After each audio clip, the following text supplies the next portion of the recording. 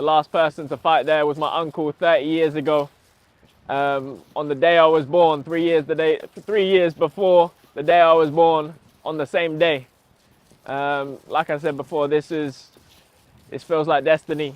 It's a bucket list moment for me to bring a fight like this back home and put on a display in front of my people of the South Coast. Eubank. Brighton. Doesn't scare me. We're coming to Brighton.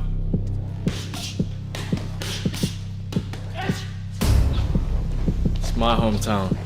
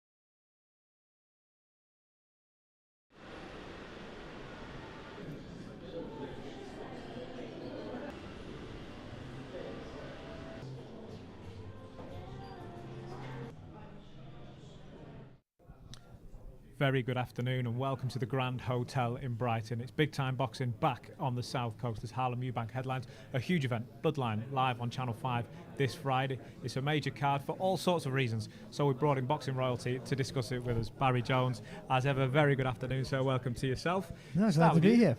What an event. It's Eubank back in Brighton. Yeah, well, Eubank, Brighton, well, that's where he should be, of course, and it's a different Eubank this time. It's Harlem, the nephew, and I think it's been a revelation. I think he's learned his trade, the hard way, but in the shadows, if you will. He hasn't really used his name to catapult himself up to the highest echelons yet, but he's getting there. And I think he's learned his apprenticeship really good. He's an all-rounded fighter, and he's just on that verge now of stepping up to that next level. And this test on Saturday, Friday, I should say, will tell us all we need to know about him. It is the toughest test today. One man who knows him better than most, Dan Morley, good afternoon, welcome to yourself. Former training partner of Harlem, of course, pro boxer yourself. Good afternoon. What do we need to know about Harlem ahead of this Friday? Yeah, no, thanks for having me on. I mean, yeah, I trained with Harlem for 3 years and he's a handful. I can tell you that from all the rounds I sparred with him. But kind of seconding what Barry said, he's despite having that Eubank name, he's built his name the hard way. He's taken risky fights, and even in the gym, going into training with Adam Booth and Charlie Beaton H, he was in with top fighters from the get-go, and he's shown a lot of grit and resiliency and skills to just get through. And having sparred him time and time again, he's yeah, he's a very gritty fighter, but very versatile, and I think this is another gradual step up for him on his way to the top. I think he's one of those fighters that, very few fighters benefit from lockdown. I think he's one of those who did. He had a good win just prior to that against McDonough, of course.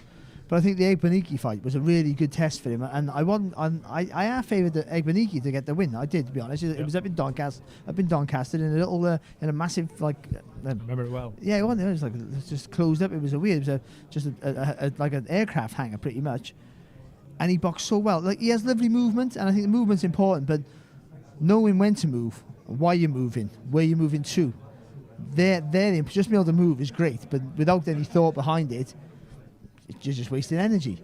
He moves a lot, but he always puts himself in the right place. He's moving for a reason, for the rest, to set up an attack, to make you miss, to make you pay. And because he's had those hard tests on the way up, and he's learned through those, and he's learned his trade properly without any pressure or stress. I think now he's getting to a point where he's almost as complete as he could be.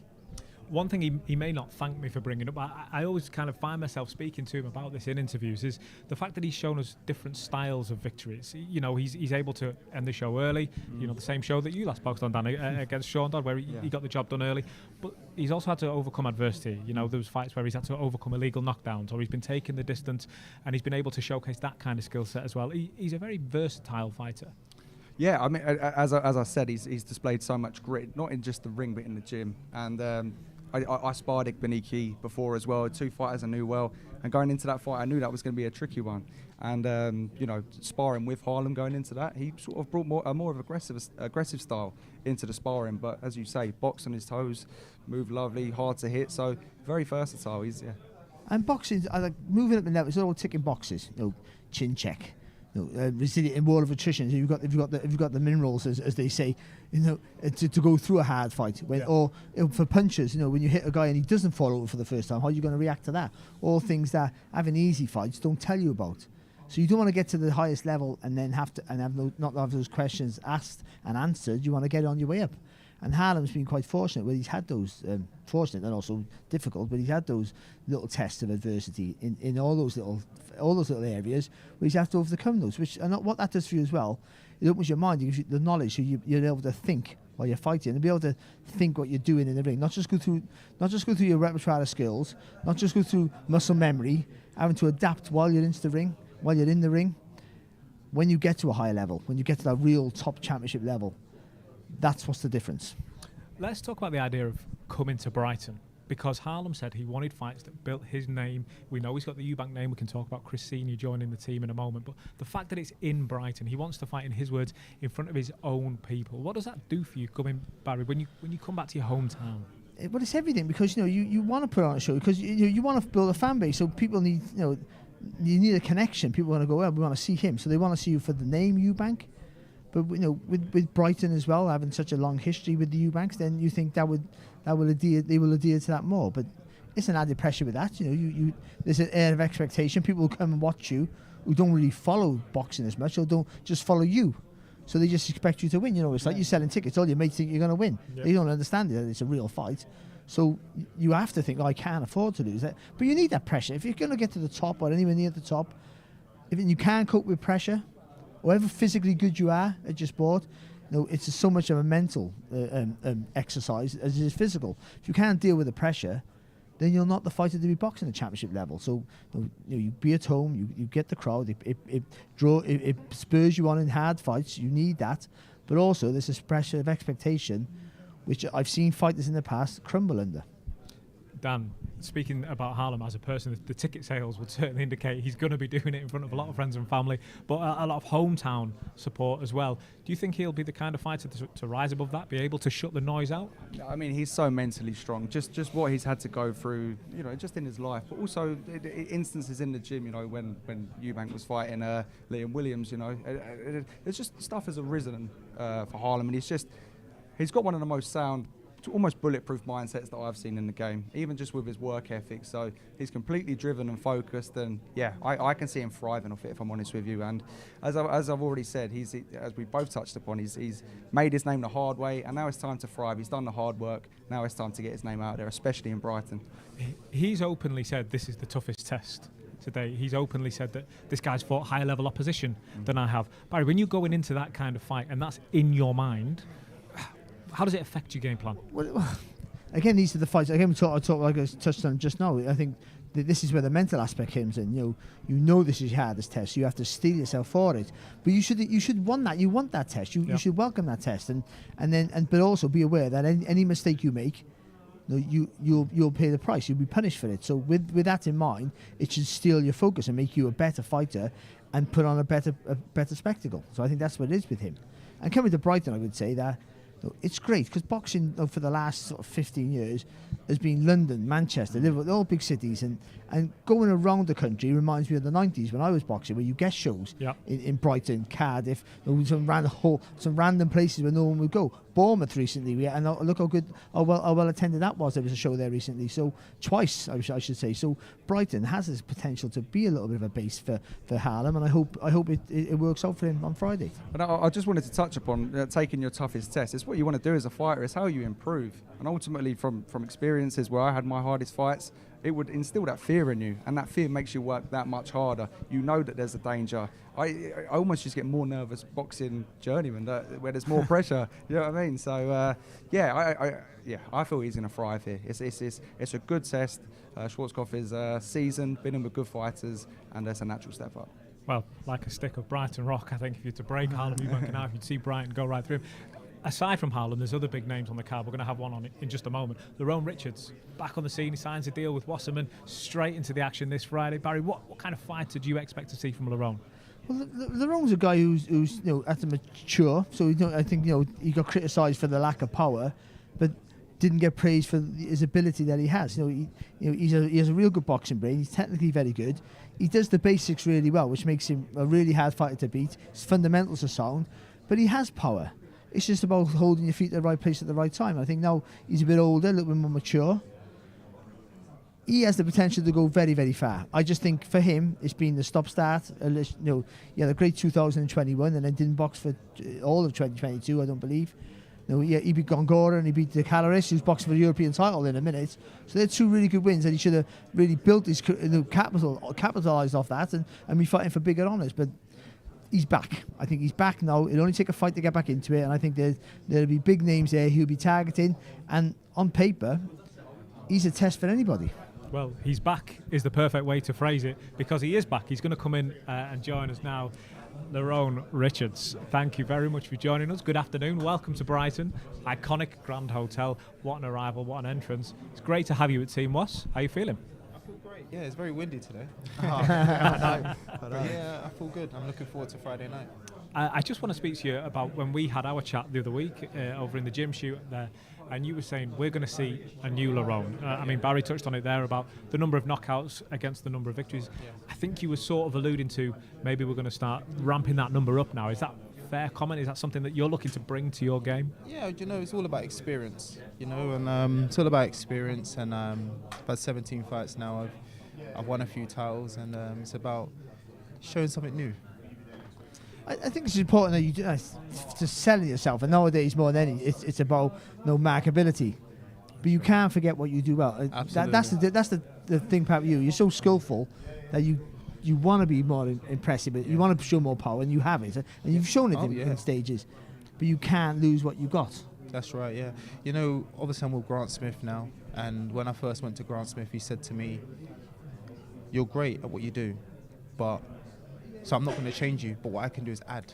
Yeah. So on Friday, you're going to see the addition to what I usually do.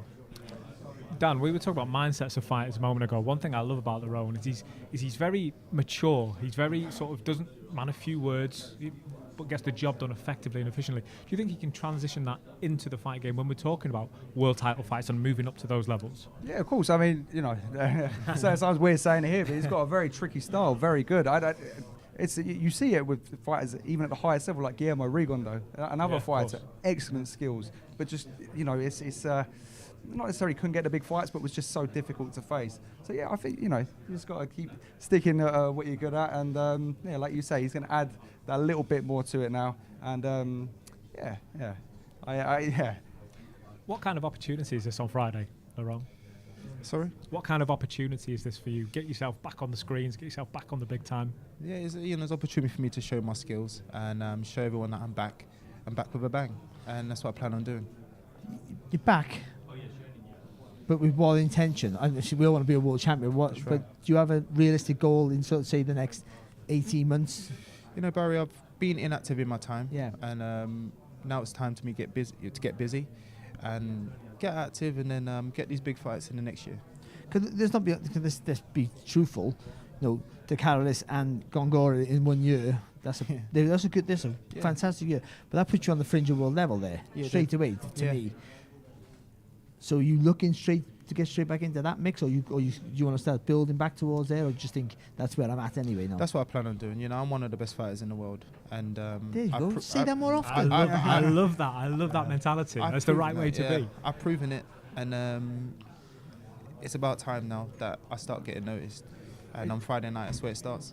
I was going to say, in regards to the marketability side of it as well, you're humble. I had a similar problem. I didn't want to talk about myself, but I see fighters again, similarly like Erislandy Lara. Yeah. He, not necessarily an active, but couldn't get the big fights, and then he started calling people out. Canelo, I guess it's just finding that balance in a sense. But you know what? I'm a realist. I'm not going to start calling out Canelo. Why is Canelo going to fight Lon Richards?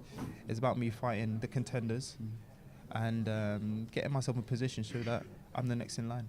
And you also have good names domestically who are either world level or fringe world level for you to obviously get. And if you want to build a name for yourself without having to show from the rooftops, domestic clashes, as we've seen throughout the years, is the way forward. That's right, and obviously now with this Channel 5 platform, we'll be able to do that. Lerone, are you in the stage of your career, do you think, where rather than coming on here and saying into the camera, I want this fight, I want this domestic fight, I want this, are you in the stage now where people know who you are, they know what you're about, and you're better, and if they don't, they can have a look at the belt collection and that will tell them. Yeah.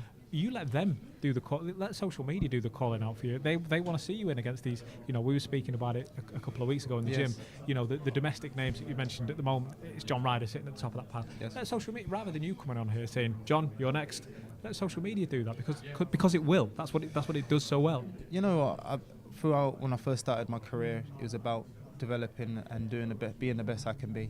And obviously, I picked up some good belts, and I'm just going to keep doing what I'm doing, and I'll get my shot. And when I get my shot, I'm going to take it. Yeah, that's it. It's just consistency. As you said, those domestic names, you get in there and you keep beating them, you keep knocking on the door. They can't ignore you. So, yeah, all in the consistency. That's it.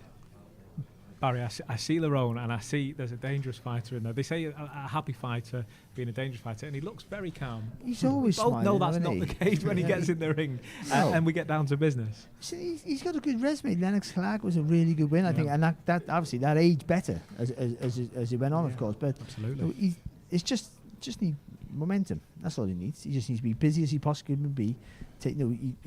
He might have to take fights at not say the begging ball as such, but you might have to take fights with realising that that's maybe a bigger name, but you take the leap of faith. But the ability wise, he's good enough to mix it with almost everybody, I would say, in his division. It's a tough division, but it's not quite wide open, but I do think there's going to be more gaps appearing, I think, in the next 12 months. And that might give Lerone now, if he can get his skates on and get a couple of fights really quickly, that'll put him in a really good position to maybe sneak in one of those gaps. Let me put to you direct, Lerone, if you don't mind. Yeah. What does a big statement knockout win do for you on Friday, given that it's on Channel 5, given that it's on such a platform, given that it's on a major show like this one? Big knockout win comes along. What does it do for you? Oh, people will be like, that's not Lon Richards. There's no way. But yeah, it'll be good for me, and it's good for my team, and it will show all the hard work I put in. But that's not the case though, because you can punch. Oh yeah, but do you know it's just getting the balance out, holding your feet and. Yeah, do you know what? A lot of people say. You're trying to lure people in. And they say, "Oh, I can't punch," but I can hit. I hit very hard. But it's whether someone's brave enough, really. I wanted to ask as well, obviously with the inactivity, like knowing how good you are. Yeah. And has it almost driven you in a sense where you really want to get out and there and prove it, and now seems to be the platform to spring from that? No, I've stayed very relaxed. I know what I need to do. I'm ultimate professional, and I always knew that this time will come, and the time is on Friday. How easy was it for you to make the decision to join Wasserman? Very easy. you know, Wasserman, Nissa, Kala, they've had good experience with super middleweights. Yeah. Yeah. You know, so obviously you got lots of Mikkel Kessler. They worked with George Groves for a bit. Arthur Abraham, you know. Put So in a few little tournaments, of course. haven't they? yeah. So, They know a thing or two. so they know what they're doing, and they're going to get me to that world title. When that conversation came around, was it a quick decision in your mind? I mean, I will speak, I'm a company man, I will speak for Wasserman all day long, but for you, was it, I see the stable growing, this is where I want to be? You know, what I liked was they had the vision that I had, and we're going to push towards that. Yeah. And it all starts on Friday night. That's right, yeah. Well, Lerone, we're going to let you mark up and start getting ready. I'm sure there's plenty of media already coming to you this week. Yeah, it's good to see you anyway, yeah. Thank you very much, Lon Richards. Cheers. It's a big Cheers, fight Lon. on Friday night. Yes, mate. It kicks off with Lon Richards. Thank you. I mean, speaking to Lon for a moment there, we can't wait to see him back out. Yeah, he's just, again, like we were saying to him there, and he understands that. He just needs to stay as busy as he can possibly be. You know, he's a talented fighter. You know, he's at a good weight, which I do think in the world scene, he will start breaking up a little bit anytime soon. And if he can get himself around that level, you know, back to around that level where he was in 2021, then he may be able to sneak in and get a shot. But also domestically, there's world class fighters domestically at his level, at his weight, where if we can get those matchups, you know, that'll do great for either one of their profiles. But if he wins and he's capable of beating anyone on his day, then it gives him a massive profile to push on to bigger and better things. And I guess in a sense, it's just your actions have to speak louder than your words. You know, he's a very humble man. And as Barry just touched upon there, the domestic scene in that division is absolutely stacked. If you just stay consistent, get those big fights and keep beating people, you don't need to talk. Look at someone like Triple G. He never used to talk or give it the big one, but he got the big fights. Just keep him busy taking those fights and let the skills pay the bills. You don't necessarily need to change your personality. It's just all in the consistency. Well, he was very quick to name the likes of Mikkel Kessler, Arthur Abraham, some of the giant names that of course have worked with Team Sauerland and Wasserman Boxing over the years. But going to the other end of the table now, I mean, we speak about the giants of boxing. They all start somewhere. They all make a debut, and also on this card this Friday, you see the little segue I've made there. I want to bring in Tom Welland, who will be making his debut this Friday. And what a stage to do it on, Tom. Very good afternoon. Thank you very much for joining us. What a stage, what a statement. Start with the obvious question. Mate, how you feeling? Obviously, the nerves starting to kick in now. It's starting to be a bit more surreal than what it's talked about. But obviously, what a card to make a debut on. Obviously, live on Channel 5, you can't ask for much better, really. When, again, I mean, the similar sort of question, but when you start making the mindset, the decision to, I'm going to go pro, this is now realistic. You know, when you first start boxing, maybe that seems a mile away, but then you start going to doing this where, okay, I'm going to make this step. Just talk to us about that transition. When did you realise I'm going to do it? Obviously, it does seem a mile away, but really, I've only been boxing 5 years myself, so it's not a big time period. But when you first put a pair of gloves on and you're learning the craft and you're learning the basics, you sort of think, I'm a million miles away. But all of a sudden, it does creep up on you, and especially if you start making success and you start making a name for yourself, all of a sudden, all the promoters are on you. Everyone wants to sign you. Everyone wants to talk to you about going over. But all you got to do is keep your feet on the ground and just weigh up your options. And you've got to look at your amateur pedigree. You've got to look at what division you could be going into as a pro. But not only that, you've got to look at is it realistic? Is it something you want to do? Because you've got to dedicate your life to it. You've got to make the weight. It's your job to make the weight. And obviously you've got all the media obligations and everything else. If you can't sit in front of a camera, then it's going to be a bit hard for you. But and that's the thing, especially for nowadays, is how you get the balance right, because you have to sell yourself. You have to show something that other prospects, everyone, you're all good turning pro, and you're all good kids, but you have to show something. This is why you should watch me, because I'm different. Yeah. Whether it's with your mouth or with your words or with your feet or your hands, whatever you do, whatever costumes, whatever it is, you have to stand out from the crowd. But you have to also remember what got you here in the first place. I always tell all young kids turning pro that is the need to impress is there, but do what you do well. Yeah. Do you know what I mean? Especially in your debut, it's always about, sometimes you rush your work trying to over-impress. Yeah, 100%. Be a scrappy fight. I did it. A lot of us do it. It's just, you're a talent. You know the box. Yeah. Talented amateur. Yeah. So it's just about just getting in there, taking your time. You've got more time than you think. And with that, your boxing brain, because you were a top-class amateur, the boxing brain, you'll see stuff, and then you go to work. That first round, we all want to get the knock on the first round, but literally, if you just have a good look, take your time, remember, I know how to box. I've been boxing all my life.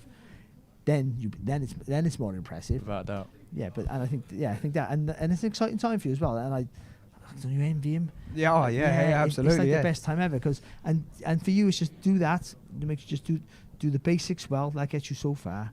Try and sell yourself the best you can, and stay busy. You cannot fight enough. This is the thing that I like, especially when I talked to my manager Lee about activity, and I said to him, look, I was a very busy amateur. Last year, my last season as an amateur, I had 20 fights in a season. I was fighting every other weekend, sometimes two or three fights in a weekend. So for me going over as a pro, yeah, don't get me wrong, obviously you have camps and you're in and out of the gym, but for me, doing 4 6 rounders, I want to be out as much as possible. Like, I'm hoping to get 2 this year, and then I'm hoping to have a strong start to next. Yeah. And just to be as active as possible, get the rounds in my belt and make a name for myself, really. Sorry, I think the first thing I was just going to say, first of all, let's let the people see, just to get you around a little bit. But listen, one thing I had to, we couldn't let you go before we speak to you is I just want to talk about your heritage moment, because that led to a huge shout out. Yeah. You know what I'm referring to before I even bring up. I won't take your light. You tell us what happened there. So my mum is from the Philippines, so I'm half Filipino myself, and I did go and box for the Philippines. I went and boxed for the Filipino Olympic squad, which obviously Manny Pacquiao has a big influence on, and obviously everyone looks up to Manny Pacquiao. He's a national idol everywhere in the Philippines. Maybe not even just in the Philippines. Obviously for the boxing community, he's an idol for everyone, really. And then obviously for I think the 28th of October, Fury and Ngannou in Saudi Arabia. Obviously they had a Heard big. about it. Obviously they had a big sort of legends reunion. He was in Saudi, and I ended up getting a message from Manny Pacquiao wishing me luck and wishing me good health. So how good is that? Oh mate, I You nearly must have been fell buzzing. over. Yeah. I nearly fell over. It was a real He wouldn't moment. even shake. I was out in Saudi. He wouldn't even shake my hand. Really? I'm joking. I was gonna say- No, but he wouldn't speak to me. Don't do that to my idol. You're getting a shout out, man. No, that's amazing. That's just like, if that can't spur you, if that can't give you a lift, what can? Yeah, 100%. that's just something. It's just to be acknowledged. That's an and all-time great. For my name to come out of his mouth was just incredible. Like, it was something that I never thought I'd see the day. Never thought I'd see it happen. And when it landed in my inbox, I nearly fell over. Like, I did nearly faint. I went a bit queasy. So. And speaking of Manny, just the Filipino fan base. How, if you can get those guys behind you, you're going to be able to fly. I mean, hopefully. I mean, obviously, you need support to make a name for yourself, and to get a whole country behind you, like Manny Pacquiao did, and to go back and almost go into politics, have that much of a fan base, then, I mean, you're laughing. You're absolutely laughing in terms of where it can take you. So. And you very rarely get a Filipino fighter who's not exciting to watch. No pressure. Benito Donaire was one of the best fighters, of his generation. It was great to watch, and Manny Pacquiao was always, never in a dull fight. So Well, I mean, even now you've got Filipino fighters coming through. People like Yumi Martial, who's had 2 or 3 over in the States for Showtime, and there was so many good Olympians. Carlo Parlam. There's so many coming out of the Philippines at the moment. It is a lot to live up to, but obviously. It's a fighting country. You're going to get so many good prospects coming out of the Philippines. So to try and separate myself and make myself look even more special, obviously it does put more pressure on my shoulders. But diamonds are made under pressure, so we'll see what happens. That's right. I was going to say, talking about that style, how do you feel like, because you've got quite an exciting style, how do you feel that that's going to translate to the pros, where you can, you've got the longer rounds and you can plant your feet a little bit more and just work away? How do you think that would translate? I think it suits me down to the ground, to be honest. I think as an amateur, it was all far too much. Too quick, it was too fast paced. You never really had time to set a trap and then to spring it. It was always very rushed. But obviously as a pro, especially leaning into sort of 6, 8s, 12s, you always have more time to set a trap and you have more time to look for a perfect shot, it suits me down to the ground. I was always a bit, not ploddy, but I was always a bit slow. I was always used to setting a trap and then executing it lovely. So I think it will suit me down to the ground. I do think Friday night you'll be able to see my transition from amateur to pro. You've got plenty of time to work that body as well, 100%. chip away your opposition. Tom, we can't wait to see this debut. We can't wait to see this career, and I know Manny Pacquiao will be watching as well. Listen, thank you very much for joining us today. We're going to catch up with you throughout the week, of course. We'll let you, I've seen all the media already wanting to speak to you. I'm sure there's many more. Thank you very much for joining us. Thank you for having me. Thank you. Through the week. Cheers, thank you. We are live in Brighton. Did you know the hotel that staged Quadrophenia? Hollywood royalty. One of my favourite films, Quadrophenia. I even had the album. You would know what albums that you Mate, I was on the back of the Lambretta, don't you worry. Because it's big time boxing. It's back in Brighton. It's Eubank Schwarzkopf. I just want to speak, by the way, to Tom Welland and Lon Richards. Brilliant. But I want to speak about the Eubank name. Let's bring it back to that moment. We spoke about, has he used the name? Has the Eubank name propelled him up? Well, if it didn't before, it certainly is now. Chris Eubank Senior joining the ranks. Barry, What does that do for a profile, having a name of such magnitude in your camp? Especially in the UK, the Eubank is still one of the biggest names in British boxing history. We see that wherever he goes. Chris Eubank Jr. has really benefited from that, of course. But there's a pressure there, and I know Chris is part of the team. There'll be an added pressure, but also he'll get that profile, he'll get that push up, and more people will take notice. I mean, he has that Eubank name, so there's always an ear up when you hear the name. But he hasn't really dined out on it. He hasn't pushed as much as he could have and probably should have, to be honest, because he wanted to learn his trade. Yeah. And you have to admire that. But I do think that he's at a stage now where he's good enough. He's at championship level now. So I think he needs all the help he can get to make it a little bit more of a difference. He's on a great platform on Channel 5. You get good viewers, but with Chris Senior in his camp as well, I think that will just add that extra little bit of interest where more people will tune in, expecting a Eubank type performance. And when I would say when Harlem is at his best, when he does shine, if you give him the ability to shine, he's a really good watch. So people will want to see him. I feel like it's the perfect time. As you say, he's built his career sort of under the radar, but the hard way, And he's, as you said earlier, he's almost like you're never a complete fighter until you get to the very, very top. He's almost learned everything he can do in the ring. As complete as he can be. Yeah, as complete as he can be, yeah. And now it's time to really propel. You've got the Eubank Ben, all of that stuff going on at the moment. It's huge. So having that name and being in and around the weight as well as those guys is going to... I mean, even I've noticed just as a fan watching Harlem's name, and I've known him very well, you just see him so much more these days. The promotion is excellent. We had both the fellas in the office the other week for a media day. Sat down and spent some time with both of them, and Chris Senior was quite keen to say, look, I'm here to do some talking with Harlem, because Harlem, he called him a softie in terms of his media presence and in terms of his talking. He's very laid back and very calm, but then he referred to him as the same kind of fighter. I mean, that's quite big shoes to fill. Yeah, I mean, I've seen it. Like you just see it in fighters' eyes. You'd know it, and just as I keep touching upon it, but just being in that environment he's been in and how he's thrived. Because the sparring is hard in that gym. I was going to say that because you mentioned about the sparring. He doesn't spar the way he fights. Is that correct? Yeah. I mean, he's a real handful in sparring. I say almost like a Henry Armstrong kind of fighter, on your chest, throwing you around, just doing not a dirty fighter, but just using all of those tricks. Absolute nightmare to spar. He's moved my nose around my face more than one occasion. But but like you say, when the pressure's on and he's in the fight, he can box. So he's very diverse. But he's been in with Conlon, Kelly, all of these guys are Basparao, top names every week, and you have to learn how to adapt and overcome. And how he's been able to improve so drastically over that time is. And being around fighters like that, even if you don't take notice, it seeps into you. I know they say like success breeds success, and it's that. You're around it. You cannot but take notice. Even if you don't think you are, you're learning things about how you plant your feet, how you move. You've got someone like Michael Condon who has superb footwork. Yeah. How can you not pick that up just by whether you spar with them or not, just watching it, being around it. Adam Booth, the way he gets you in that wide stance, to put more power into your shots, to push off your back foot and where to put yourself in position to do the right movements. It's all things you'll learn, but you'll learn more or just as much off the fighters around you than you do off your coach. We've seen that in gyms all over the world. The Wales, for instance, with Joe Kawasaki. Once he had success, there was a plethora of fighters who went through behind him. Nathan Cleverly and Gavin Rees and Enzo McAnally, though a different gym went to him in the end, and others at a domestic level as well. So if success breeds success, you learn off each other. And for him now, I think he's there, but I don't think you're going to see much of a change with Harlem. I think he has what he has in his locker to take him as far as he will go.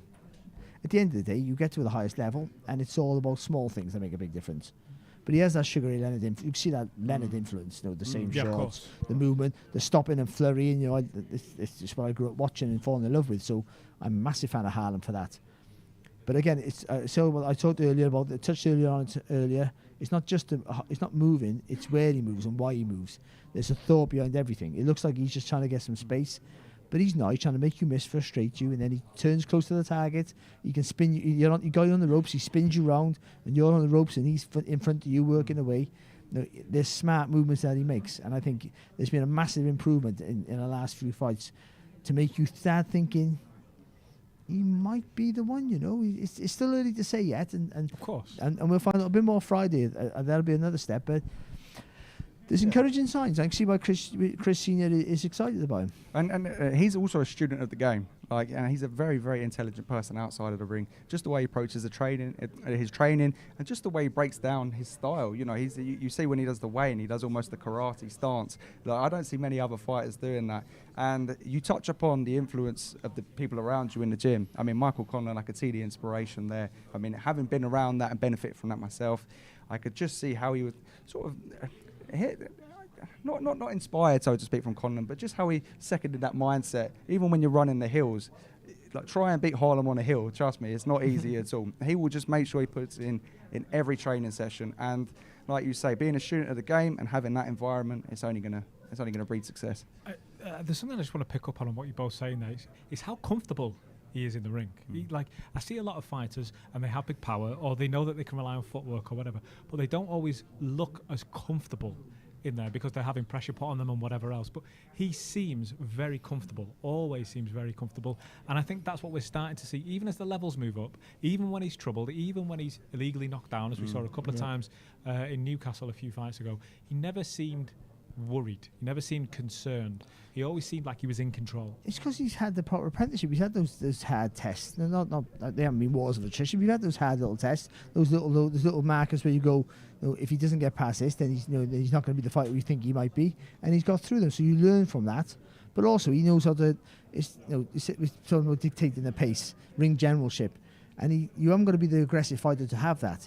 He understands that space between you and an opponent. That's the space you need to do. Whatever you're doing, that space there is most important. That's the only space you need to worry about.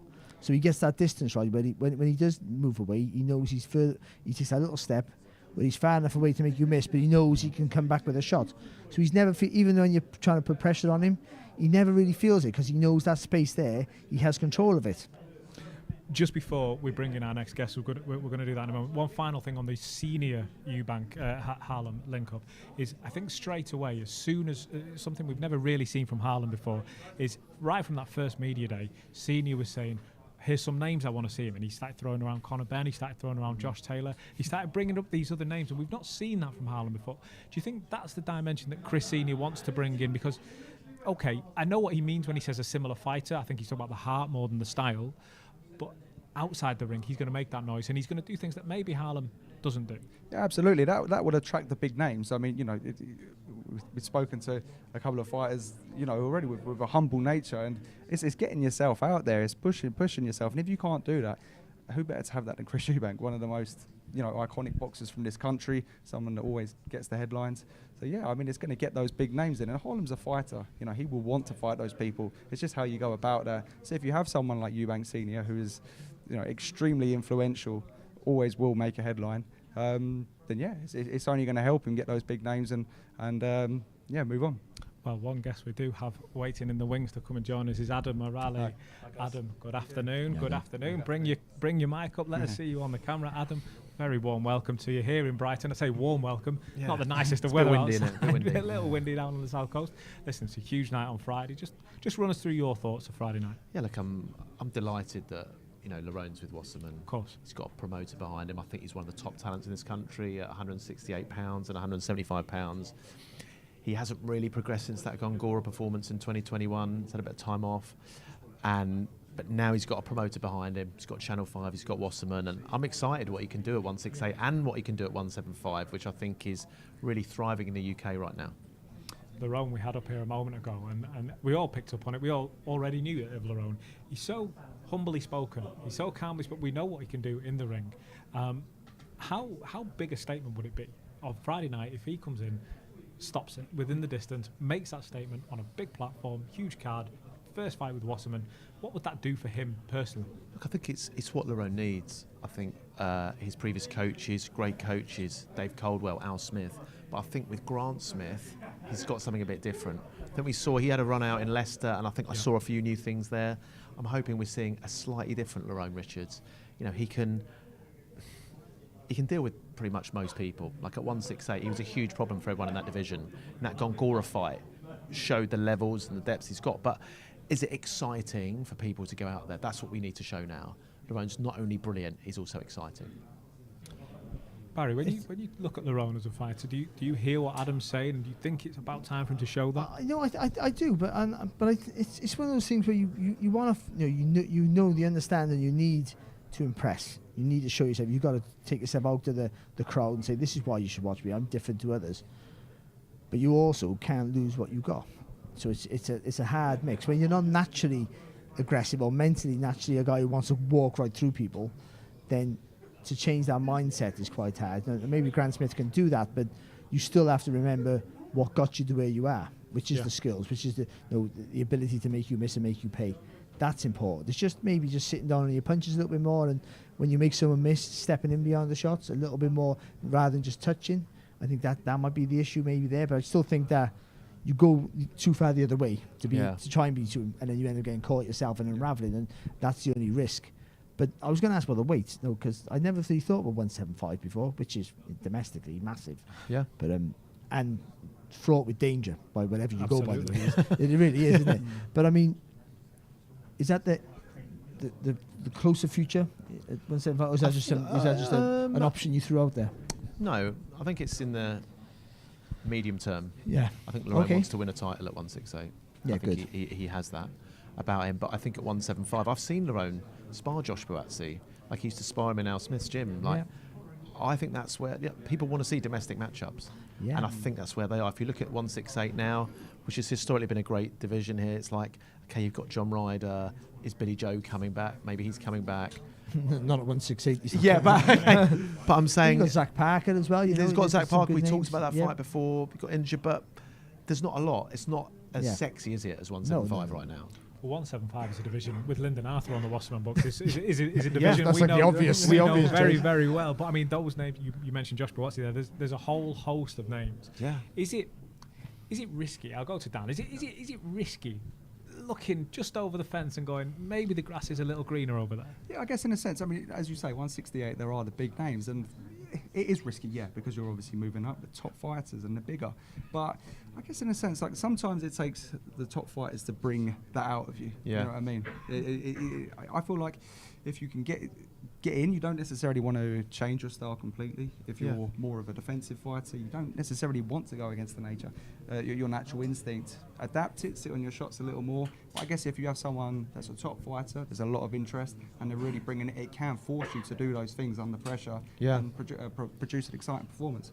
And that's where I think we'll see the best of Lerone in his career. I think we'll see the best when he's matched against the very best. Yeah. That's when you'll see it. When you see if Lerone's fighting someone, maybe, no disrespect to anyone a few levels below him, I think you find that the guys with that huge power, sometimes TV viewers don't like it because they think they're labouring to a performance, they're labouring to a decision.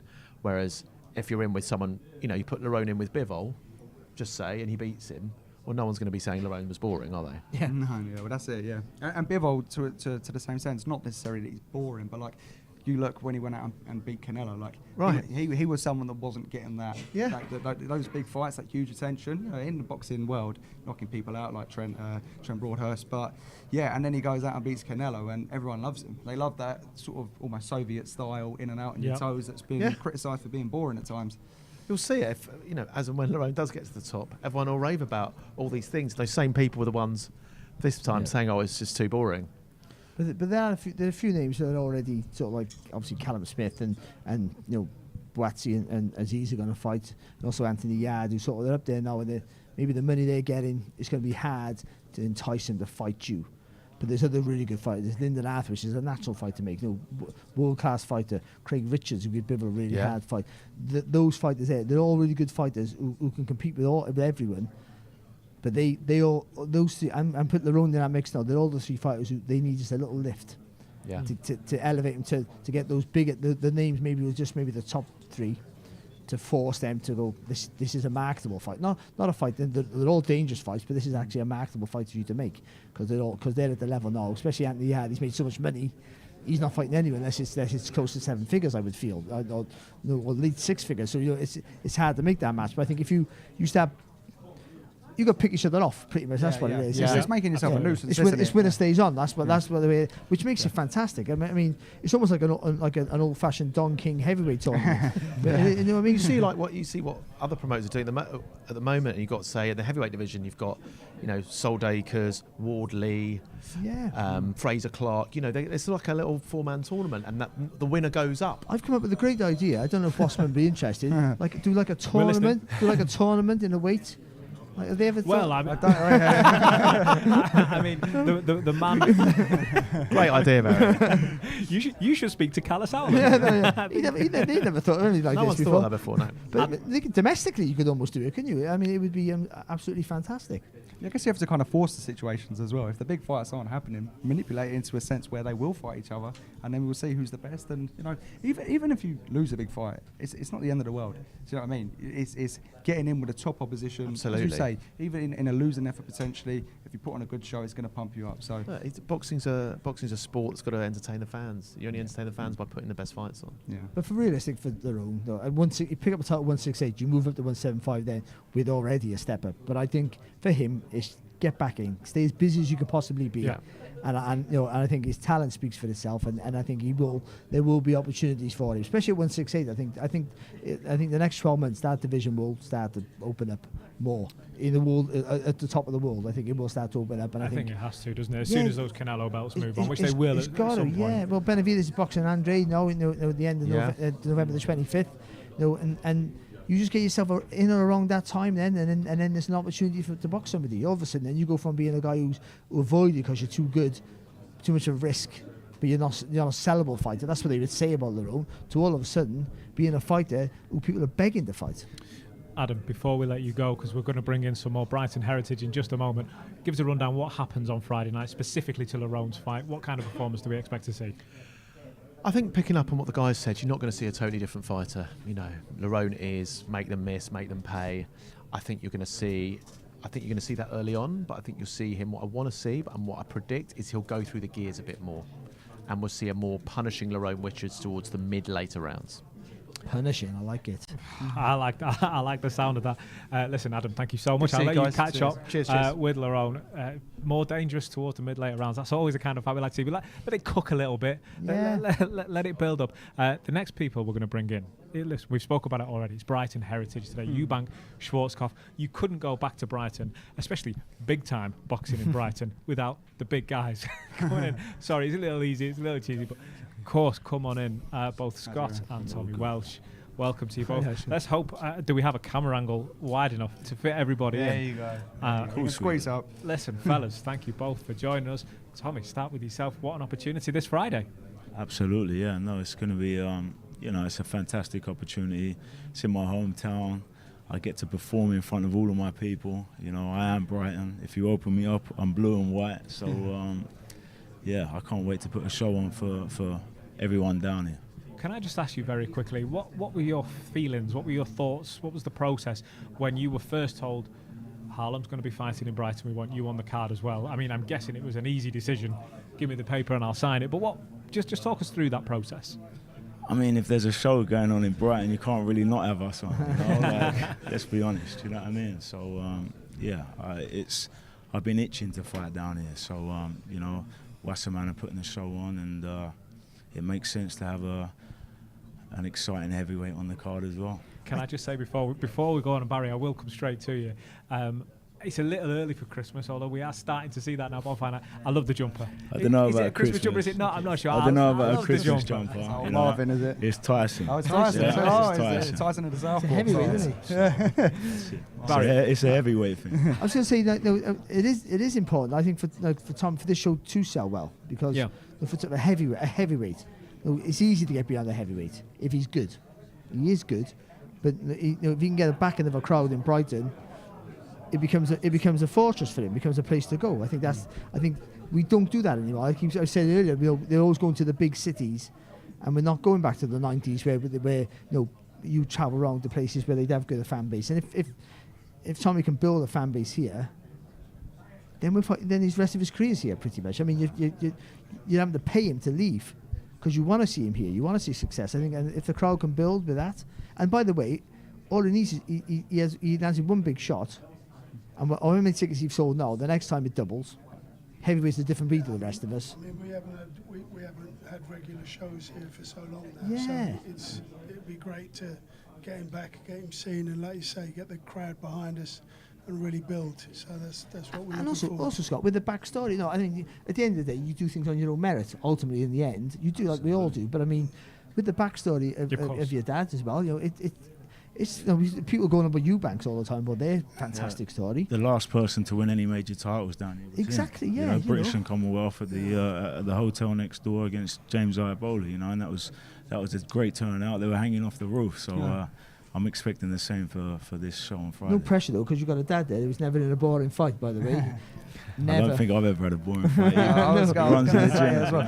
One of the things we've been talking about just for the last hour is excitement. You know what I mean? Like changing your style to get get knockouts.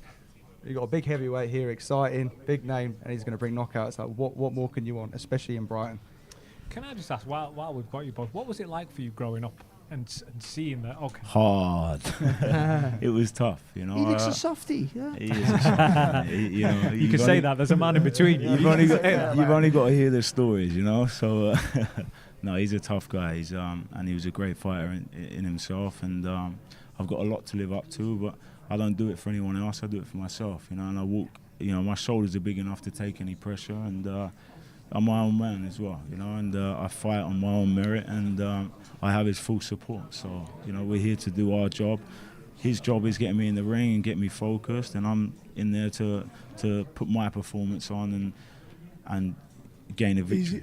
He is a different guy before the build-up. So in the build-up, I like to get myself wired up. He likes to be cool, relaxed. I'm like, holy, you know, let's get moving. He's like, no.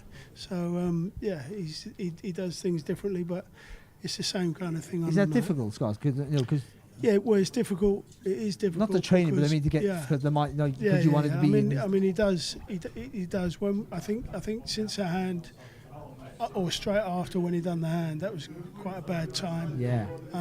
We've been dealing with it. He's coming back, and I believe that now we're ready to show what he's done and where he is. He's showing it in the gym now, so this is where we get back on track. I'm going to jump in on that because, I mean, like, of course it's different. I grew up with this game, you know. I've had his knowledge behind me. I've grown, literally. I had gloves on before I had shoes on, you know. I know nothing else. So me being calm before I know what I have to do to perform.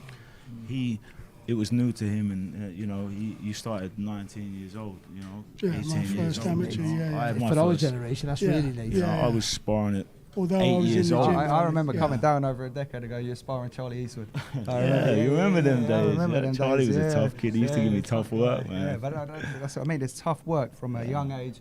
All of that experience goes into the pros. I think I was 13. Yeah. I mean, it was rocking it out, absolutely. You guys were big at 13. Yeah, 14 stone. Yeah. So. Was he destined to become a boxer? Did you want him to become a boxer? Well, it was rugby or boxing when he was about 11, 12 years old, and he was going to go the rugby route, and he kept getting injured. I think the last injury he had, he nearly pulled his shoulder out of the socket. It's a rough game. We had to, It's a rough game. Rugby's we a had to rougher kind of game. pick, Sounds we like had to nice kind easy of one. pick one or the other, and he kind of went for the boxing side, and then we backed him. He did very well as an amateur in the juniors, and then then he was kind of in the seniors. He still done very well in the seniors, but we had gaps in between. So and then when he come back for the pros, listen, as he said, he knows the game inside out. He knows what's needed when we've got to do it, and hopefully he can show that now. He's at the experience now where he knows exactly what he's got to do, and hopefully from the last fight, this is where we put it right and keep moving forward. It must kind of fill you with excitement, knowing that he's going to be this is a packed out house we're talking about on Friday. Your boy's going up there, following the footsteps, if you like. You know that he's going up there. You know what that feels like. You know what it's like to get the wraps on, get the gloves on, make the work. And now the next in line is going. You must be buzzing with that. Listen, when you fight in front of your home crowd, I remember looking over the balcony of next door in the hotel on my night in 27th of October, 95. You don't forget the day. You know, and I looked over, I come out, I was literally on in 5 minutes, and I looked over the balcony, and the place was empty. And I thought, wow, nobody's come to see me. I walked back into the thing, and they obviously opened up the bars. Yeah. And the doors, they got everyone out of the bars. And by the time I come out 5 minutes later, I could hear the noise. Anyway, I looked over the balcony, it was completely packed. And I was like, wow, here we go. And I could feel the hairs on the back of my neck go up. It was like an electric current running through me, and I just said, there's no way I'm losing here tonight, you know. So you're going to get your extra strength. I believe boxing in your hometown definitely gives you extra strength. So hopefully with that in as well, then, you know. You're right, though. We'll you know, if we box down here again, we're going to have to get a bigger venue because we've packed this out, you know. With thanks to the KSD guys, you know, they've got a big company and they've bought the majority of them. I think, you know, we couldn't fit any more in this place if we tried. So, yeah, looking forward to it. Sorry, I was going to say, just hearing them talk about that, how does that make you feel knowing that you've got that coming up this Friday? Yeah, I mean, we've done it as an amateur. I've boxed here as an amateur, and that was always electric. You know, I know, you know, and to be honest, everywhere I've fought, I've always had a good fan turnout. So, you know, I get a lot of support from my people, which I love, and I'm absolutely grateful for. But this time is different. It's special. It's Brighton, you know, and I just want to do my performance. You know? You mentioned about like you're your own man, and that's great to hear, of course, but. You see that in your style. You don't really box anything like your dad did. Was that a purposeful? Did you go out and want to be different, or is that just a natural? It depends what fights you've seen. Yeah. No, I'm not saying you haven't got it in you. No. No, that's it's in head. I've seen that as well. I mean, I think he was more of a brawler. And he's taught me the art of boxing as well, you know. So everything he learned at the end, you know, by the end of his career, he's instilled in me. And you know, we make it easier by what he's taught me. When he was coming through the ranks, he was still learning, and you know. So with his experience, you know, he's given me the fundamentals to make an easier job out of my work, I would say. So I can box and I can brawl, you know, because the brawling will just come out of us, you know, because it's in us. And I think there's a time and a place for that. And, you know, box first, fight second, as you all know.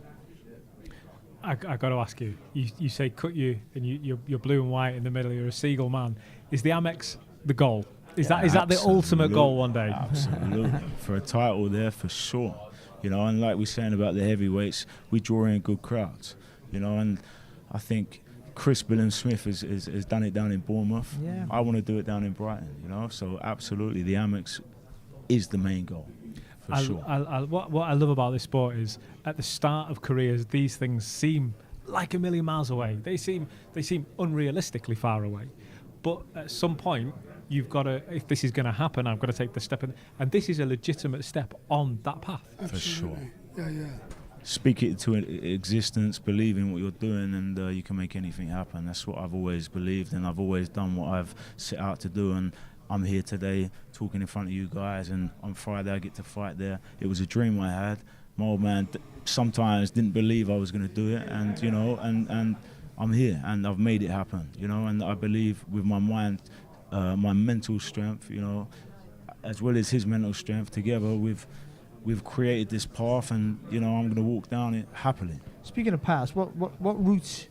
Are you aiming for a route, or you just fighting and then whatever comes your way? No, there's always routes, absolutely. Are you aiming sort of like the English Solomon Dakers type route, and then for towards sure. the Wardies, or are you looking to I think international and move on?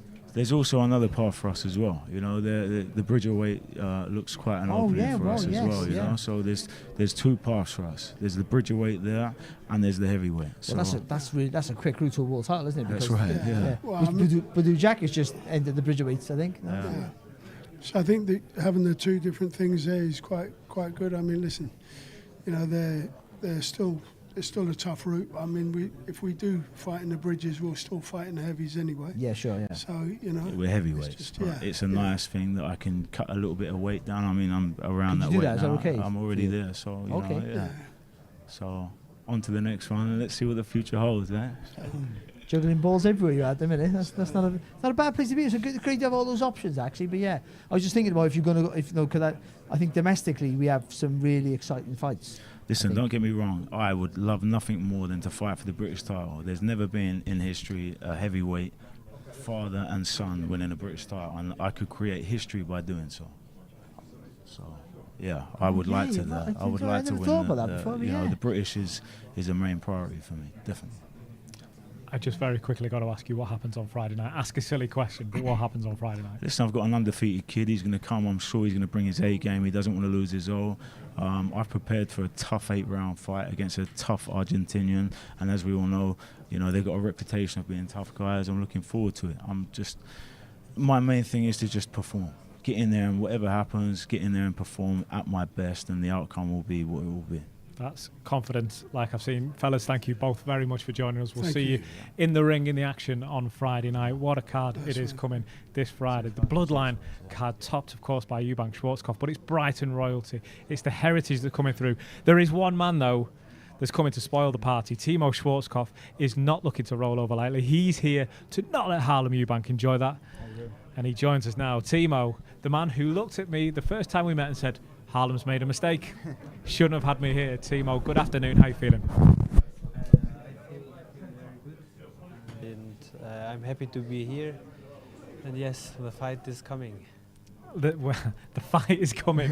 I mean, it's Barry, it's one of these few words, but they sit with you.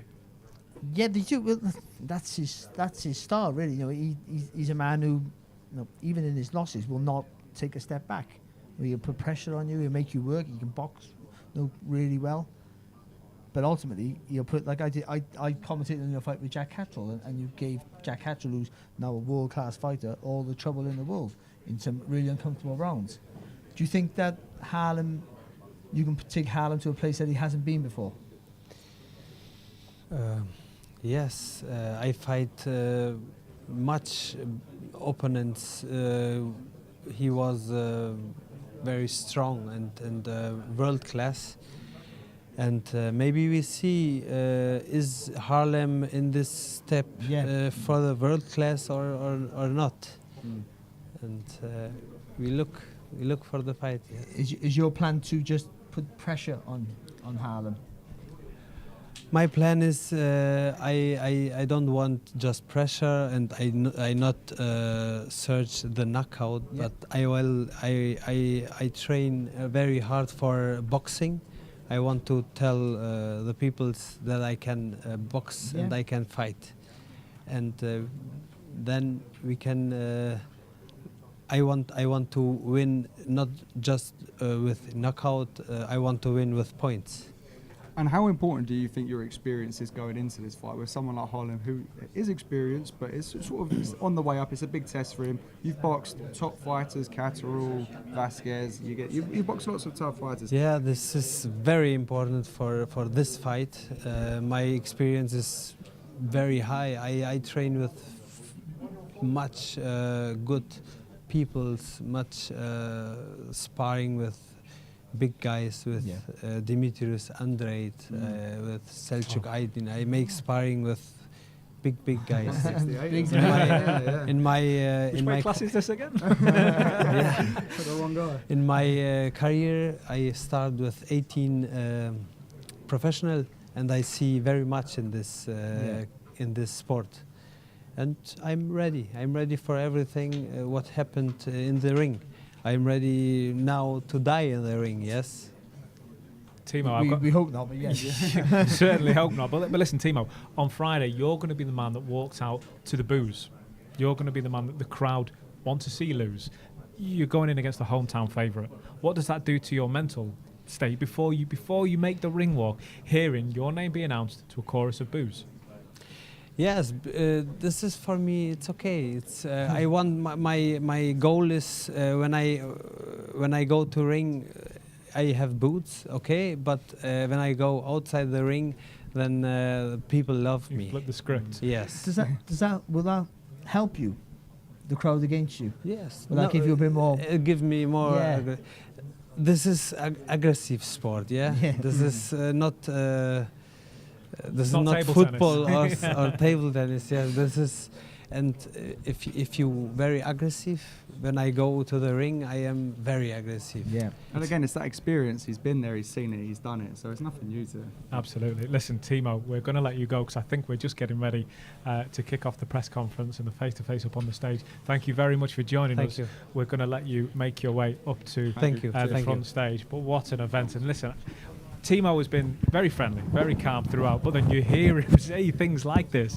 Oh, I'm going to be walking out to booze, but I'm ready to... I'm not going to repeat what he said, but I'm ready to lose this way in the ring.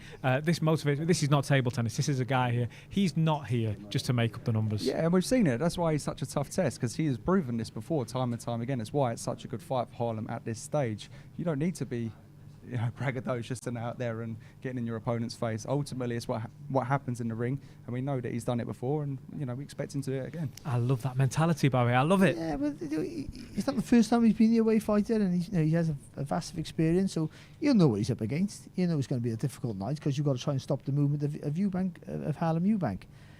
He'll feel that he can do that because he's physically strong, and he'll feel that the weight of his shots might slow him down. But I don't think he'll get frustrated when he is having to chase shadows, which is inevitably what, certainly in the early rounds, he's going to have to do.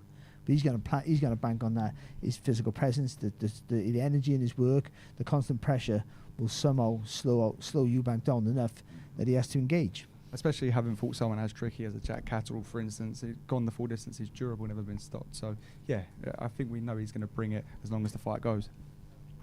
Well, I think you can probably tell by the fact that the room has gone silent despite being the busiest we've seen it all day.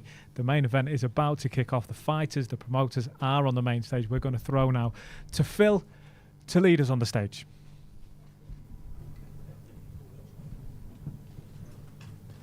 Good afternoon, everybody. Thank you very much for coming. A big turnout for a big night of Boxing Live on Channel 5 at the Brighton Centre. Harlem Eubank against Timo Schwarzkopf, WBO global title on the line. But of course, this is a huge homecoming, an emotionally charged evening in store, set against the backdrop of an electric atmosphere. We'll speak to each of the guys on stage, but just introductions. Timo Schwarzkopf to my immediate right, Nissa Sowland of Wasserman Boxing, Harlem Eubank unbeaten 18-0 pro, and of course, boxing royalty, Mr. Chris Eubank Sr. Afternoon, gents. Thank you very much. And Nissa, we'll start with you. And a great night in store. I think everybody involved is extremely excited about what could happen on Friday night. Brighton, boxing is back, and there's a buzz we can tell in the city already. Yeah, for sure. This is Harlem's coming out party. Massive night. Great to be back. Brighton's needed a boxing event. Hasn't been one for a very long time. Tickets have gone unbelievably well. We've only got, I think, 20 tickets left, so we're looking to release a few more. So yeah, expect a great night. Harlem's obviously got a big step up in opponent. WBO global title, top 10 if he wins that fight. And yeah, this is his coming out party, hopefully. Harlem, so much in the build-up, so much excitement, so much anticipation, incredible hard work from yourself. You've talked about the levels going up in the gym. Just tell us, 2 days out now, how are you feeling? I feel great. I feel ready to put on a statement performance. My preparation's been, better than ever. And, I think most of the talking's done now. I'm really ready to just go in there and put on the display that I've prepared to do. And I know it may be difficult to put into words at this stage, but when you've considered and thought about how it might be on Friday in front of your people, in front of Brighton fans, that walkout and that moment, it's going to be extra special, isn't it? It's going to be, it's going to be massive. It's the homecoming I've wanted for a long time, and I've earned it now. I fought away, headlined in different locations, and now I can bring it back home for my city, embrace my home crowd and the people I grew up with, and put on a statement performance in there. Chris, statement performance, Harlem predicts, and just give us your thoughts and how excited and level anticipation you're feeling for Friday evening. Well, gentlemen, if there are any ladies, I'm excited. I am fascinated with his ability to box. I'm not really the showman that everyone speaks about. I'm a fighter, I'm a warrior, and I get switched on when I see someone who has that ability. And his ability is sensational.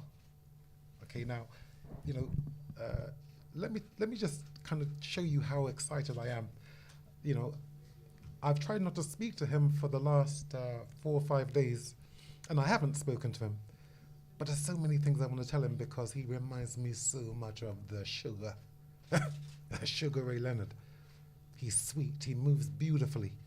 And, you know, I've had hot air in my chest to tell him about one of these moves I've seen Sugar Ray Leonard do, and if he can do it, he'll just light the world up. And it's, you know, do you remember the fight where Leonard fought Hagler, and Hagler backed him up into that corner, and he threw about, he must have thrown about 35 punches. This is what I want you to do. When someone corners you and puts the pressure on you, and that's the wonderful thing about Harlem, you know, he's just a sweet boxer, a beautifully sweet boxer. But if you back him up into a corner, you are in trouble. So as you can see, I am, energized by this talent here. Because obviously over the years, you know, the bar has been set too low. This is going to be the new bar. I think I'm taking a little bit too much time, but if I can go on, please. You sure? Absolutely. No, I don't want to hug. I don't want to hug the. As long as you like. Well, you know, Teemo can have a. Okay, We have time.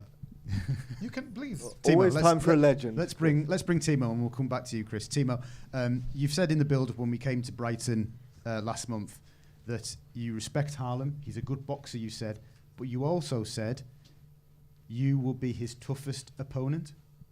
He's not fought anybody at your level. Can you explain? Yes, he's very good. He's a good fighter.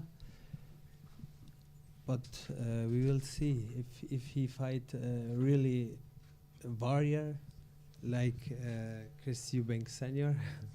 I look very much fights from him, and I learn as a kid, learn from these fights.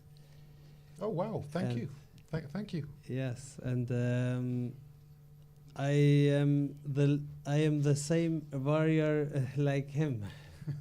Well, and we look.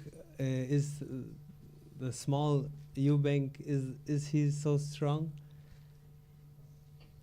You're going to test Harlem's strength and test how good he is. Yes, I will test everything in his body, in his head, everything I test in this fight. Because your last fight, for people who may not know, was Miguel Vasquez. You've also fought Junior Witter, Jack Cattrall. You took to points in a distance fight. So do you feel you've got an advantage because of your experience?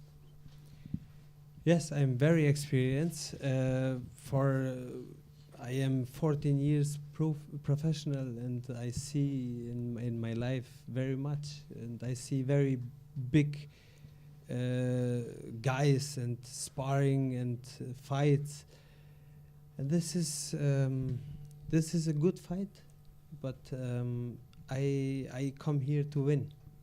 I not come here for make show. I want this fight, and I wait very long time for this moment and this chance, and I train very hard, and I look my chance. Harlem, just want to bring you back in. Teemo, clearly very confident. He's coming to win. Is that music to your ears that you've got a game, extremely confident, experienced opponent? Your toughest test, you've said so far of your career. Is that what you want to hear 2 days before the fight? Most definitely. We know what Teemo brings. We know what he's capable of. We know what level he's fought at. And that is exactly the type of challenge that I want. That's the type of challenge that I've earned, and one that we're prepared for. We're diligently prepared for this. This is going to be my moment, my biggest test yet in Teemo. You know, he's been in there with some of the top fighters in the world, and that's where we're at now. We want to put myself in position for world title shots, and this is exactly the type of challenge that I'm up for. And Harlem, something you said to me a couple of weeks ago was every facet and every aspect of training has gone up levels. Can you explain to people what you mean by that exactly? Just everything, the rounds of sparring, you know, have been more intense, more rounds. Everything's just been more grueling. You know, I've been eat, sleep, you know, repeat, train, repeat, giving it everything. Every ounce of energy's gone up, you know. I couldn't give any more, so I'm just prepared for anything that can happen in that ring. You know, I'm prepared to come out on top fighting that. Chris, when you think back to when you boxed in Brighton in the early 1990s, you said you felt energized. Is it a different type of energy today than it was in the 1990s when you were preparing to go into combat, as opposed to now being side by side with Harlem? I mean, I'm here, but I'm not here to speak about me. I'm here to speak about the man. Okay, so, you know, his ability. Now, I've watched Teemo. Now, you know, when I say that I'm an expert in this boxing, I'm not just an expert. I'm a philosopher. I'm a scientist. I'm a seeker. I seek. You know, so on the night, you know, I've watched Teemo, and however you may see him, if you see him as a very good fighter, I would say this to you. What you're going to see Harlem show is he'll nullify everything he does, because you can't fight if you can't hit what you can't see. His foot movement and his ring craft is, it puts the heavyweights to shame. You know, you can see the 11 years he's been in this. Yeah, he's learned the art and he knows it now. He's not looking at it like, I'm still learning, because I've listened to the interviews he's done over the years. You know, I'm still learning, back in the gym. He fights on a Saturday night, he's back in the gym on Monday. He's not talking that way anymore. He's learned, now he's ready.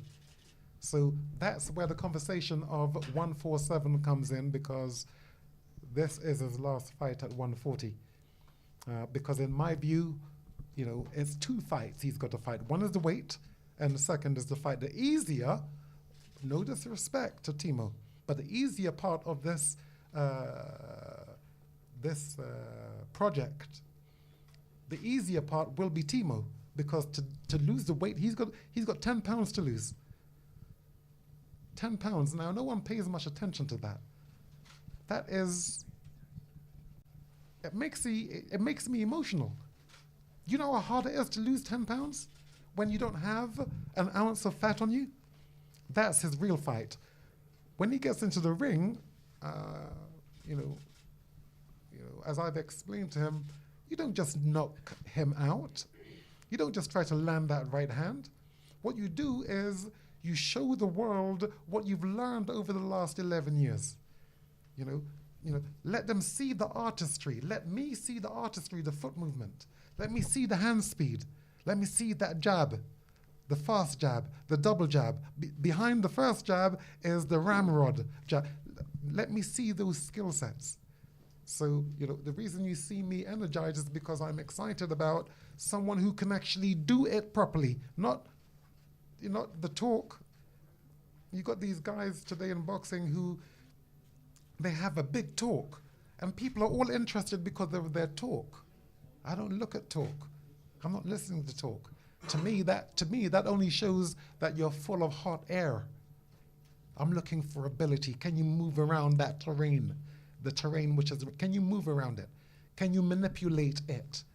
You know, can you bamboozle your opponent? Can you put on a show for the people and not just waste him away? And again, you know me. I'm honest to the core. I wouldn't tell you something, I wouldn't back something if it wasn't real. And let me say this. You know, if you've ever heard him use bad language, show me, because I'll be going elsewhere. I don't deal with people who use bad language. I don't use people who, I don't deal with people who use threats, who are aggressive. who show what warriors are not. Behaving like a tosspot, I don't deal with that. Tosspot, what a beautiful word. I don't deal with that. I deal with warriors. Okay? So, we're humble. We are creatures of irony, for our genuine task is to ensure peace. We're peculiar characters. We'll give our lives in the ring. Well, the real ones will give their lives in the ring, but the pretenders say, oh, I've had enough. Let me tell you something about this man. He has a trainer called Charlie. Charlie's a fireman. Yeah? There's no coincidence with this, that he's a fireman. What does a fireman do? Charlie, he goes into the fire and rescues what he needs to rescue and comes out. If anyone backs him up, Harlem, if anyone backs him up in the ring, if they put him down, he's going to get up and walk back into the fire. That's what I pay for. That's value for money. Not, I'm going to do this to you, I'm going to do that to you. Let me kick this table over, let me show I'm angry. Back in, when I was a teenager, there was a character called Big Daddy and Giant Haystacks. Do you remember these characters? Yeah. Okay. So every Saturday you'd have on ITV, you'd have them, it's the big fight again. Even my dad was fascinated by these guys because he thought it was real, but it was choreographed. Okay, and that's what we see nowadays. So, am I going to get behind someone who's just the hot air? No, I'm not going to do that. I'm all integrity. I'm all warrior. All. I don't have it. I don't know anything else. So with that trainer in Charlie, projecting what he's me. He protects and serves. He serves the people. He protects the people. So again, when there's a fire, he runs into it. Me, I trust him. When I was put down in fights, I couldn't win. Exhausted, having absolutely nothing left in me, I got up and walked back into the fire. That's what I do. And that's what I teach. And that's who you're looking at here. So, Connor, you're looking at the man here who isn't, he isn't aggressive. He isn't, he doesn't bark. You and your dad, you bark. Okay, fine. Okay. I was sweet back then and I beat his dad. And I say at 147, the right weight. I say at 147, Connor, this man beats you. And he beats you sweetly without having to growl and foam at the mouth. Have I said too much? Chris, we'll leave it there because I know everybody in the room wants to speak to you as well. But no, thank you very much. My pleasure. So, Friday night live on Channel 5, Bloodline, Harlem Eubank versus Timo Schwarzkopf in association with Ladbrokes. But customary to get everybody's prediction before we pose for head-to-head pitches. Timo, what is your prediction for the fight? How do you think it will go? I am here to win, and I don't know the fight is gone. We see. But you are very confident, aren't you? Yes, I'm very fit, and I have very hard training. I'm ready to die in the ring. Nissa, what sort of performance are you expecting from Harlem on Friday? Like I said, I hope this is his coming out party. It's a step up for Harlem. I see it going late in the rounds, but I believe Harlem will be victorious. And Harlem, last word to yourself. How do you see the fight going on Friday? A beautiful performance.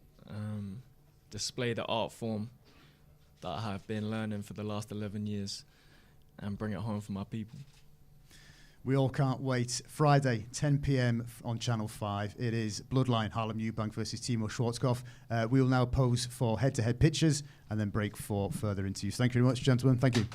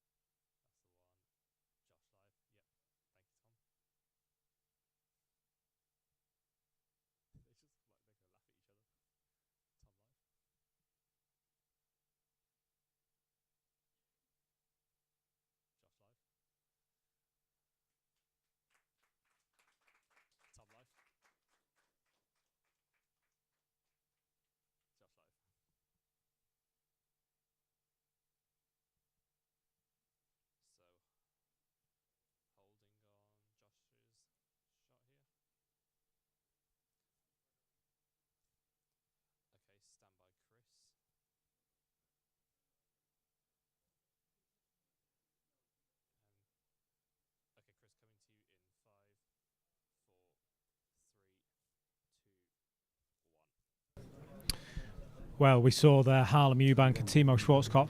They had a few words for one another before going face to face. Harlem, Timo, neither of them stepping back, neither of them saying they're taking their opponent lightly. Chris Eubank Sr., of course, applying some words as well. Harlem joins us now. Harlem, up on the stage there. For a start, good afternoon. Thank you for having us in Brighton. You were up on the stage there with Timo. How did it feel looking at him eye to eye? We know what is his game. He's come in to win. He's fought at a very high level. He's fought on the world stage, and that's where I'm heading to. And it's an obstacle, a very worthy obstacle that I'm going to overcome on fight night. We spoke to him just before you went up on the live stage there, and we said, look, you're the out of town fighter. You're going to be coming into a chorus of boos. He said, I've heard it all before. I've heard all this before. I can do all this again. He even spoke about sparring super middleweights. He's come prepared. Does that play in your mind at all? The fact that he has seen this before? We know he's seen it before. That's irrelevant. He hasn't fought me before, and we've all been sparring people with different weight classes. I'm ready for anything that he's going to bring, and I'm looking forward to putting on a display. It feels like stylistically, his style will complement what you're good at. The moving, plant your feet, the flurry combinations, and spinning around the target. Do you feel that this is the fight that you without putting more pressure on you, the fight that you need to perform to do so your boxing shouts out for you for the next big step, which is surely imminent? I think his style. I think he can. He knows how to fight. He brings it till the final bell. He's a warrior, and but ultimately he's coming at you, isn't he? Yeah, that's what I'm prepared for. I'm prepared to box if I need to box, fight if I need to fight, and cover all angles. This is boxing. It's the fight game. We need to be able to do everything, and that's what I'm prepared for. And so, talking about covering all angles, like I heard you mention the Sugar Ray Leonard influence, which is something that I've spoke to you about in the gym and seen. But I almost, whenever I would spar with you, I'd have like a Henry Armstrong approach coming at me, very physical, very strong. And I think moving up to 147, that will also benefit you, that physical strength and that just relentless intensity. And I also think the fact that we see more in fights the silky skills, and I've seen it in sparring myself, but that relentless pressure, being able to do both, I think is going to stand you in such good stead in the future. Have you ever sparred with Conor? No. Okay, well, I mean, what do you make of that fight? The Conor Ben and Harlem fight. Yes. Interesting. Well, it's the right weights, 147, 147. Yes. Okay, I mean, when you're fighting two weights, someone who's two weights above you, that's not only criminal, it's reckless. And that has to stop. And this can be the time to stop it. You've got to stop it with action, not with words. Okay, so that's who we're calling out. Yeah, you get your license, get back on track. This is Conor. Yeah. Chris, I've got to ask, I mean, I love the talk of Harlem going fighting these big names in the division. Is there a risk that we're overlooking Timo Schwarzkopf by looking at the Conor Benns out there? How serious a threat is the man in front of us, Timo Schwarzkopf? Everyone's a threat if you haven't done the work.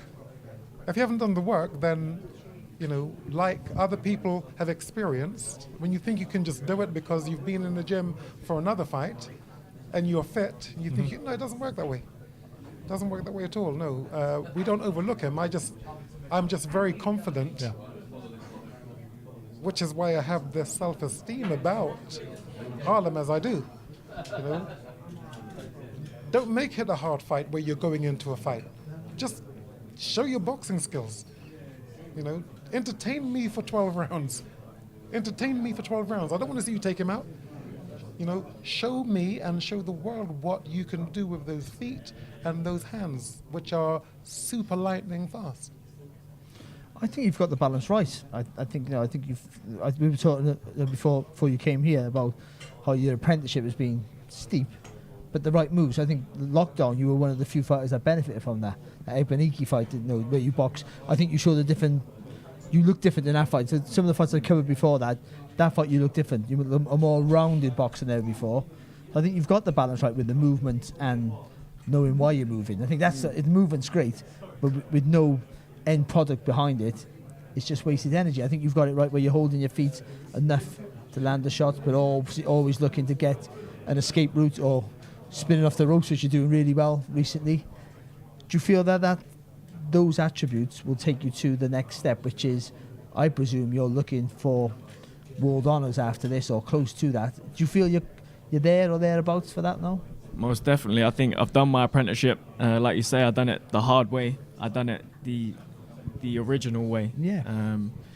I worked my way from the bottom, and I'm sitting here at 18-0, focused on the challenge in front of me. But I believe that I'm ready for them world title shots, and that's what I want after this. I'm fully focused on the job at hand. In Teemo this weekend, we know what he brings. He's fought on that world stage already, and now I'm ready to prove where I'm at and display the craft. Would that be a super lightweight? Is that what you're not sure? Are you going to go move up the welterweight? Or? It could be 147 after this. Okay, so this is just an option for you to stay or move. Sorry, there's no ambiguity about this. It's 147. That's the next step. Most certainly. Yeah, sure. He's having 2 fights. 1 the weight and 2 the fighter. Okay, so that's not happening anymore. 147, and who we're concentrating on again is Conor. So why is he talking about Conor Benn? Because he's now 147 after this fight, and I'm not dismissing Timo. Okay, I just know what a brilliant fighter he is, and I know if he boxes him, it'll be a show for the people, a beautiful show. Because when it comes to skill sets, Timo is not going to even get close to him. Well, now watch what I say. But plus the welterweight division is very shortly going to be a free-for-all, because Terence Crawford is more likely to move up. Those belts will fragment. You've got Jaron Ennis, of course, who's probably the top of the queue there, but there are other fighters. Josh Taylor's moving up. You would feel. Sorry, you're just Conor Benn, aren't you? That's right. I'm just Conor Benn. But he doesn't have a license yet, so we're talking about a guy who's not allowed to box. So let me ask you a question. Can you tell him and his father that you have to actually obey the rules of the British Boxing Board of Control? Robert Smith is real. You have to abide by the rules of the BBBOC. Can you tell Conor? Can you tell his dad? If you look at the camera, because otherwise it can't go on. And if it does go on, it's illegal. That's why they may be trying to pull the fight out of the country. And in so doing, destroying the careers of, well, certainly Conor. He should be at 147 concentrating on the Americas, and he can clean up here, but he should be concentrating on the Americas. But somebody has him thinking only about junior. That's gone. That's not for you. It's the wrong weight. Okay? Help Conor Benn get on with his own career rather than looking at one fantasy fight. He's given up so much in time, and still he doesn't have his license. Who is actually looking after him? Who is giving him this advice? Whoever it is reckless and is running amok. I can appreciate, Chris, that for financially and also for your profile, that's the fight. I'm not even looking at that. Not for you, but I think he has to think about his next move, about who's available. And at the minute, Conor is not available. We are making him available. That's why. Listen, if you don't talk, it doesn't happen. No, it's true. It's true. He's ready, so be ready at the right weight. These people are trying to bring my son back into this fight. Let me tell you, even for Junior to get down to 160 now is almost impossible, as proven when he got down to 159 for this fiasco that didn't happen. It was boycotted because it was right to be boycotted. 147 fights 147. And the reason I'm speaking it is because if you don't speak it, it cannot come into existence. So that's the fight for him. They built it, and now I'm going to produce it. Channel 5 will produce it. Is that going to be next after this fight, or would you look to take a fight sort of just to almost just move up to the weight, see how you get on at 147? No. Or is that what you want next? No, you're talking to him. He doesn't want to talk. He wants to fight. So I talk on his behalf.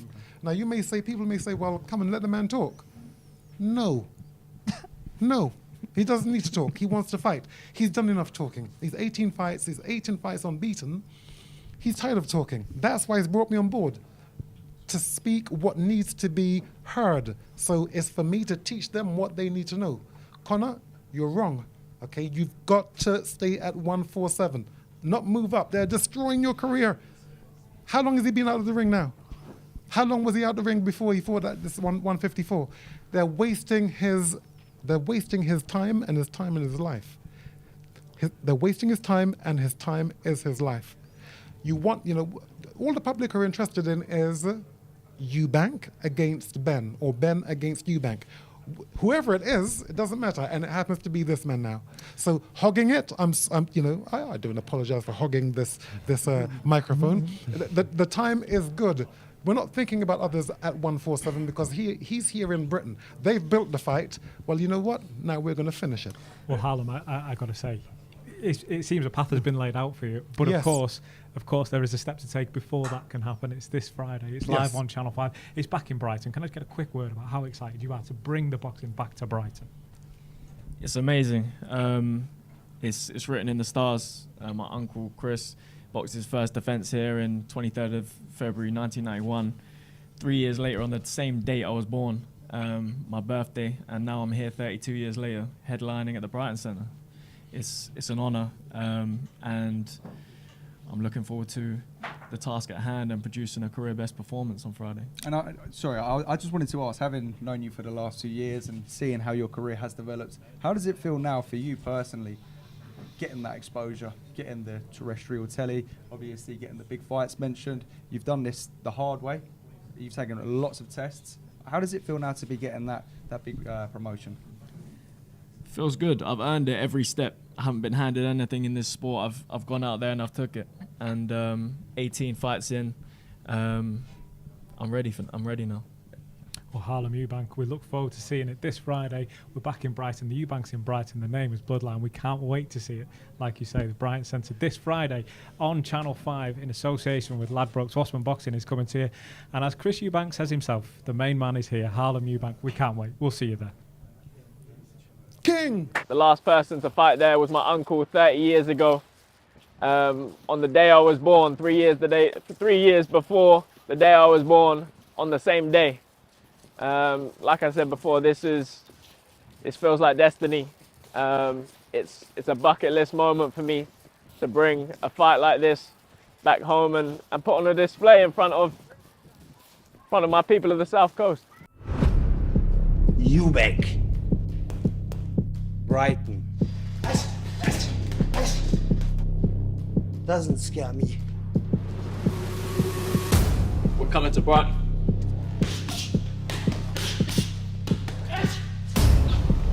It's my hometown.